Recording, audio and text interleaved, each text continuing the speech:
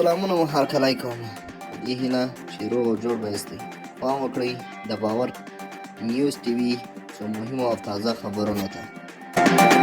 د پاکستان پوځ د خپل ولس په سترګو کې خاورې اچوي. دا خبره وروسته له همغې نه راپورته شوه کله چې پر پوځ تر سختو نیوکو وروسته منیر له لوري د ډي جي اس پي آر ته د وضاحتي کنفرانس امر وشو.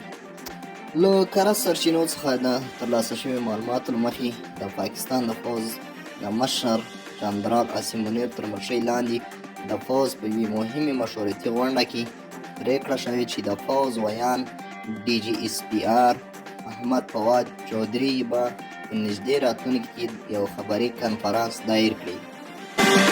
سرچینې وایي یاد کنفرانس به تر ډیره د غزې پر لور د پاکستاني پوځونو د احتمالي استولو او همداراز د پښتونخوا د تیرا په سیمه کې د روانو پوځي عملیاتو او د ځایي خلکو د بې کوره کېدو په اړه د ولس د قناعت کولو هڅو ته ځانګړی شي. د غونډې ګډونوالو ټینګار کړی چې د دې کنفرانس اصلي موخه د یادو موضوعاتو په تړاو د کورنۍ او نړیوالو نیوکو مخنیوی او د ولسي اعتراضاتو دفع کول دي. د معلوماتو له مخې په یاده غونډه کې دا پرېکړه هم شوې چې پاکستاني رسمي او غیر رسمي رسنۍ باید د دغه خبري کنفرانس پراخ کوښښ او ځانګړی انعکاس ورکړي.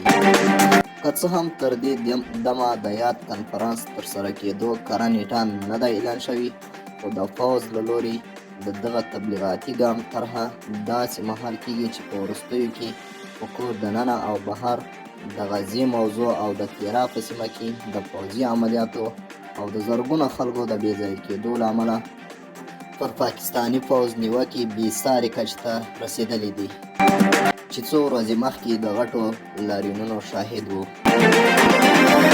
په یو بل خبر کې راځي چې د اسلامي امارت ویان ذبیح الله مجاهد د سی بي اس نیوز سره په مرکه کې ویلي امریکایي لوري سره د بندیانو د تبادلې په تړاو خبرې روانې دي، خو تر اوسه وروستۍ پایلې ته نه دي رسېدلې. هغه ټینګار کړی چې دا خبره باید عملي پایلو ته ورسیږي او دواړه لورو بندیان باید خوشي شي. مجاهد همداراز ویلي یو شمېر افغانان د امریکا لخوا په ناحقه نیول شوي او د هغوی د کورنیو کړاوونه هم باید پای ته ورسیږي. دا خبرې داسې مهال کېږي چې په افغانستان کې د بندي امریکایي ډینیس فیل د بند یو کال پوره شوی دی.